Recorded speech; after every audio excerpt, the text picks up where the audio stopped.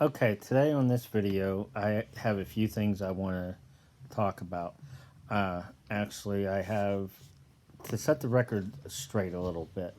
I've been preaching about how well Northside Hospital is and how Dr. King uh, is over there at Northside Hospital and all that. And I think in a previous video, I credited Dr. King alone with finding the cancer. And Friday, I had an appointment with her, and she set me straight. So I need to set the record straight. She was a very important part in finding the cancer and getting the surgery done and all that. But the initial doctor that actually found it was when I went for the colonoscopy that Northside Hospital's emergency room doctor, which I don't have that name, recommended or recommend probably ain't the word for it, referred me to get done because of what he's seen on a CAT scan. So when I went in for the colonoscopy, a Dr. Conner, Kongara, she's the one that actually diagnosed me with cancer. So she's also the one that immediately got a hold of Dr. King's office to get me in with Dr. King, which is the surgeon that actually removed a lymph node and part of my colon and got at least 99% of the cancer. But of course, because there's no way to guarantee that some cells didn't break off and go somewhere else, that's why I'm having to go through the chemo. So I have to give this other doctor Congara. I got to give her credit where credit is due because she's the one that actually found the cancer. So, with that being said, I got to give her the credit of finding it. And Dr. King is the one that actually did the surgery. So now I'm going through chemo right now, and not this past week, the week prior was my first treatment because I go through a treatment every 2 weeks. And now let's back up to the last video. Now, if you watch the last video, you'll notice I showed doing brakes on the Toyota Camry. One thing I did not show because it's so simple, I figure everybody has enough common sense to know when you go to replace the brake rotors, once you get the brake caliper bracket off, the rotor just slides right off, and sometimes it'll actually bump it and it falls off. So I didn't show that because I figure everybody has enough common sense to actually just let it slide off the studs and just go ahead and slide the other one on. That's the reason I didn't show it, because I'm giving everybody enough credit to where I think they know to just slide off and slide the new one on.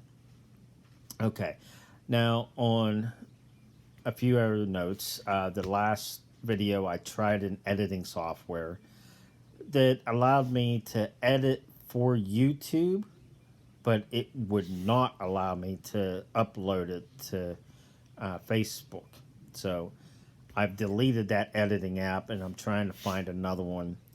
I'm still searching, trying to find something that will work that I can understand, being that I'm not all that tech savvy. So unfortunately, this video probably won't be edited unless I find something between now and the time I release it. So I don't know how that's going to turn out, but I'm sure when this is released, everybody will figure out whether or not it's been edited. So today is actually the 13th. The reason I wanted to make sure that I put the date in is because my first chemo treatment was actually March 1st. And what they happened there, because I haven't made a video since before that. when I went in for the first chemo treatment, they went ahead, hooked me up to an IV, and they went ahead and just pumped me full of hydrating liquids. So for, I think, like about 4.5 hours, something like that, they were just pumping me full of liquids to hydrate me. And then after they got done doing that, they hooked up this little box they call a pump to me. And I came home with that on Tuesday the 1st. And when I came home with that, Tuesday I didn't feel too bad. Tuesday evening I was starting to get tired and kind of wore out. And I was thinking that Tuesday that it was just because, it, like a normal day, you get tired, you lay down, you go to sleep. But I wound up sleeping Tuesday evening, most of Wednesday. I got up probably Thursday, somewhere around 9:30, 10 o'clock, because I'd go Thursday and be at the uh, cancer center at Northside Hospital at 11 o'clock for them to take the pump off. And then I came back to the house, went back to bed, and then I pretty much slept until Saturday, with the exception of the person I live with, Kaylee. She would come down every so often, wake me up, make sure I got something to drink, make sure I got something to eat. But I pretty much slept most of the time. I felt icky. I wasn't throwing up. I felt a little bit on the nauseous side, but nothing to where I was actually feeling like I was going to have to go throw up. Now, this is something that a lot of people I've talked to misunderstands about chemo. A lot of people, I'm not going to say everybody, because not everybody's in the same boat. I mean, there's different people that have different understandings of everything. But anyways, with the chemo, a lot of people I've talked to is under the misunderstanding that all chemo is the same, which it's not. There are many different chemo drugs that are specific to the cancer that you have. So depending on what you have, how far it's spread, a lot of different factors is going to determine which type of drugs you get during chemo. And there isn't just one type of chemo as far as what you're going to have. There is different types of chemo too. For instance, the one I'm going through is where they're giving me these medicines, and I have to take the medicines, and that's one type of chemo called infusion. Well, there's another type called stem cell chemo, where they implant stem cells. And then there's another type where you get pills, and the pills are going to be different because it's also a chemical. So basically what I'm trying to say is there's different types of chemos, and even if you are a person that's having chemotherapy and having the same drugs that somebody you know has had for the same cancer, that doesn't mean you're going to be in the same condition they are, because these drugs affect different people differently. So I was under the impression of, like a lot of people, that it's chemo, it's one type of chemo, and you're going to feel like crap, and you're going to be miserable and all that. Because I had a couple family members, my grandfathers, my dad, they all had cancer. They all wound up dying from it, and they all went through chemotherapy, and they all went through miserable, I mean, really miserable times, throwing up and all that stuff. Granted, now my dad also had radiation on top of the chemotherapy at the same time, which actually made him even worse. But this chemotherapy that I'm going through, it makes me feel icky and extremely tired to where I'm sleeping most of the time. But that doesn't mean that that's going to happen to the next person that gets the same exact chemo. They may be sicker than a dog where they're throwing up in that, or they may say, okay, well, fine, I'm fine, and next day be able to go out and do something.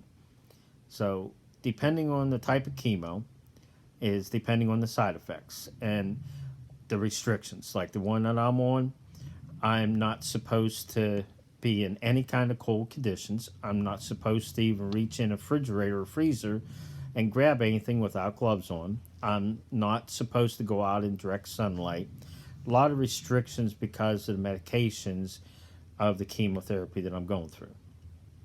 And on one of the videos, I think the last one, I said that I would only have to have that pump for the first treatment because that's what I thought I heard. But I think I may have misunderstood because Thursday, when I went and got the pump taken off, I was thinking that was the only time I was going to have the pump.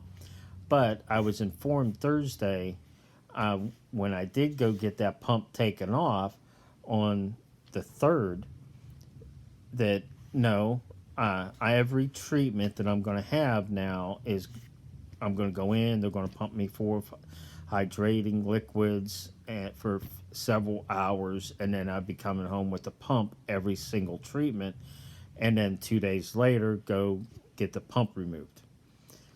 So I probably just misunderstood that. Uh, Other than that, I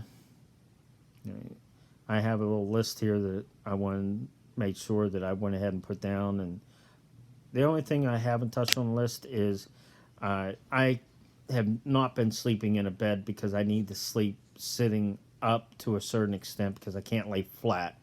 I'm having a lot of trouble laying flat. So I have not been sleeping in bed. I've been sleeping in a chair. And unfortunately, the chair I've been sleeping in, it was a cheap one. And I admit it, when I got it, it was a cheap chair. I mean, I only paid $300 for it, but it did last me a year or two before it broke, and I had to do a few things to it to make it last a lot longer. And we just yesterday went to a place here in Georgia called Georgia Furniture Mart. I'm not promoting them or anything like that. I'm just telling you the name of it for the simple reason we went there. We got me a new chair.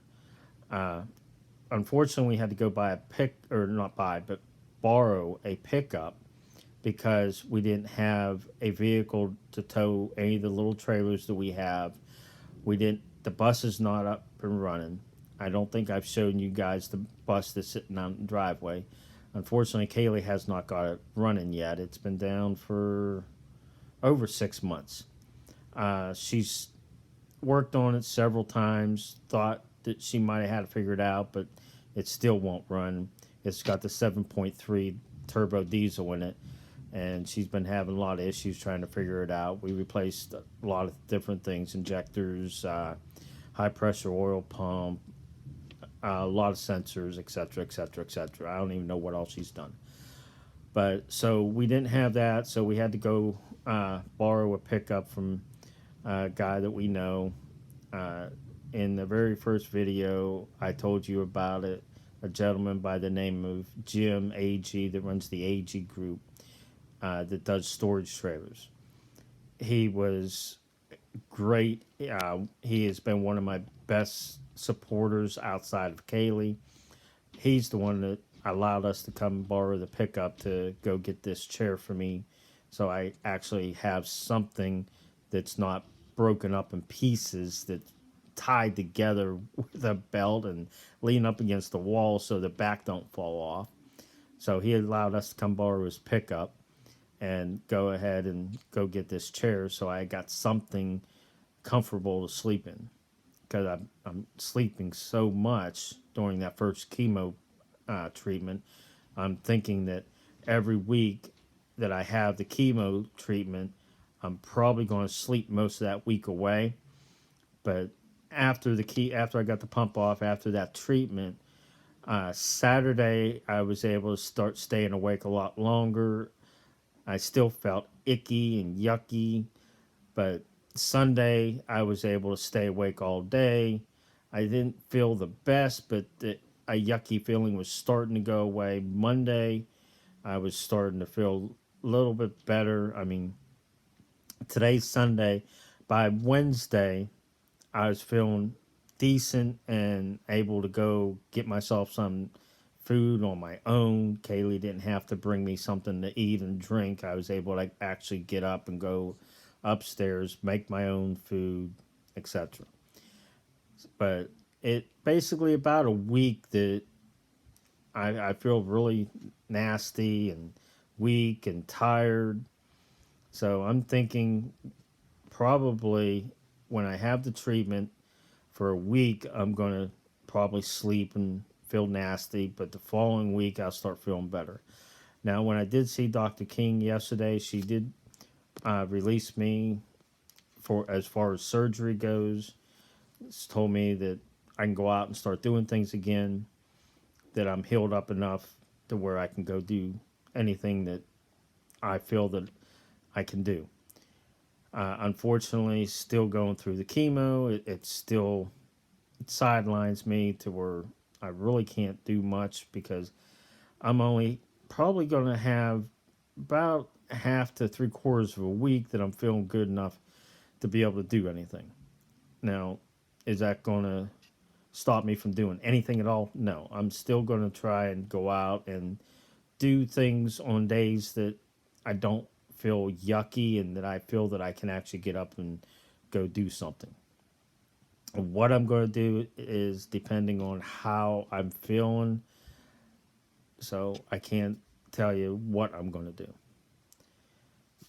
But also something else I wanted to touch about is I said about Northside Hospital being so great, and that one of the things that they did is they gave me this padded folder, and I mean it has a ton of information in it, and that's the reason I know about different types of chemos and that. There's a book in this folder that actually I've been reading, and there's just so much information in it, and you can see how big this thing is. And when I open it up, you can see there's just a ton of literature and resources. There's so many different resources that was not available back when my relatives actually had cancer and had to go through this. They pretty much, if it wasn't for family members or friends, there was no real resources back then. But now there's a ton of resources. I mean, one of the resources I reached out to this past week and talked to somebody really surprised me, because one of the questions that I was asked while I was talking to that one particular person in that on that one resource, she asked me about pets, and it's like, well, why do you ask me if we have pets? I don't understand. They were telling me that there's actually resources to help us take care of the pets while I'm going through this. And I mean, that just blew my mind right there. But I mean, there's other resources out there. I don't have the paper in front of me. I probably should have brought it, but I remember one of the resources is legal aid for lawyers and that. And I have reached out to them because of legal issues that I'm not getting into right now in this video. It depends on how things go when they call me back, because I'd leave my name and number. But also, St. Vincent de Paul is one of the resources. Salvation Army. I haven't even reached out to them yet, but we're going to be getting into those resources later. And in a later video, I'll let you know what resources has done what, because every one of them, you got to fill applications out, send them in. So I don't know what what all of them are gonna offer or not offer, or how that's going to be. So after we find more information out about that, I'll put this out there.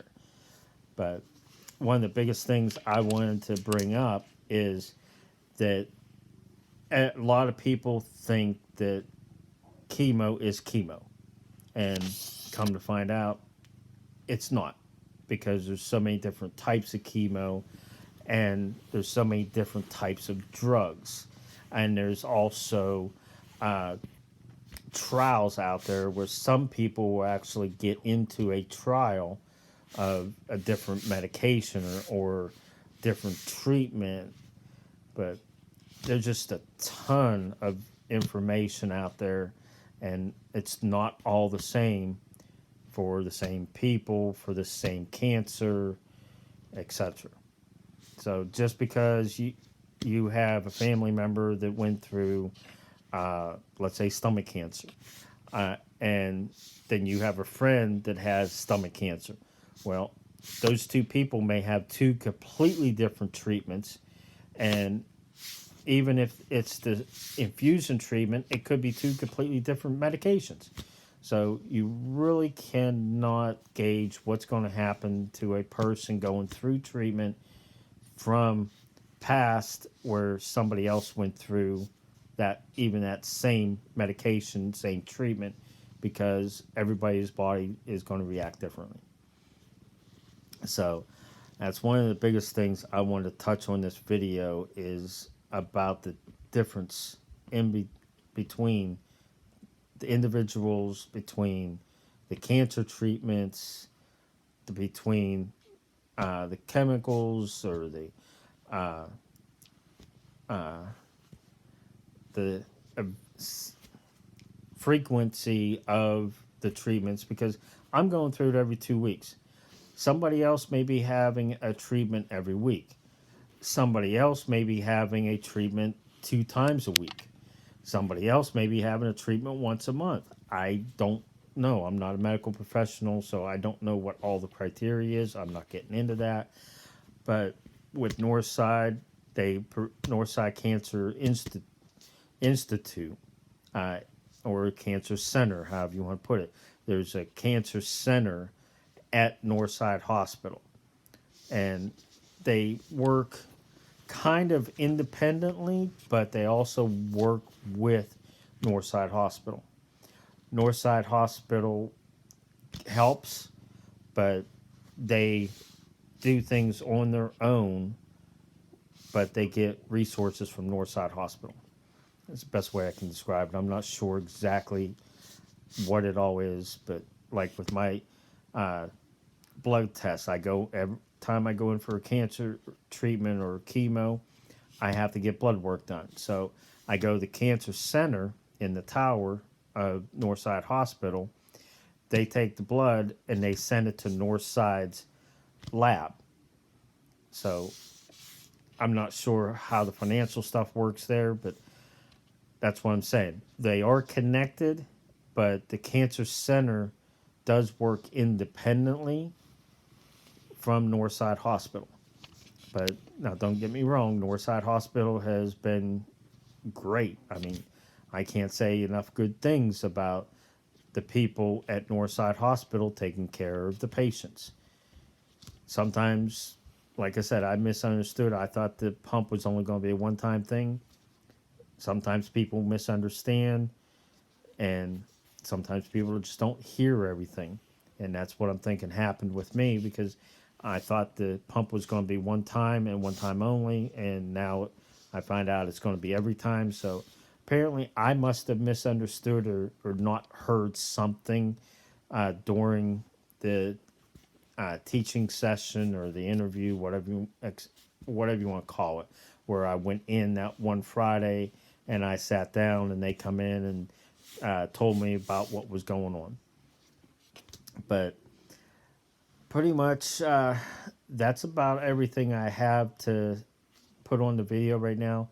As you notice, there's not a whole lot more information that I put out there because I don't have any more information. If I get anything else, I will definitely put it out there. And I'm hoping I can get out there and do some work and actually start videoing some of these projects we're doing.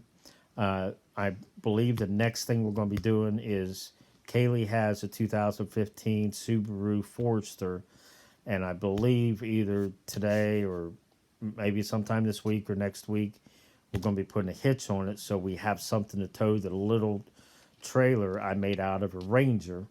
so we don't have to borrow a pickup, or like when we went and got this chair I'm sitting in, they wanted to charge us $180 just to deliver it here to the house, and that's why we went and borrowed the pickup, because I mean, with what we spent, we put fuel back in the truck, we filled it up.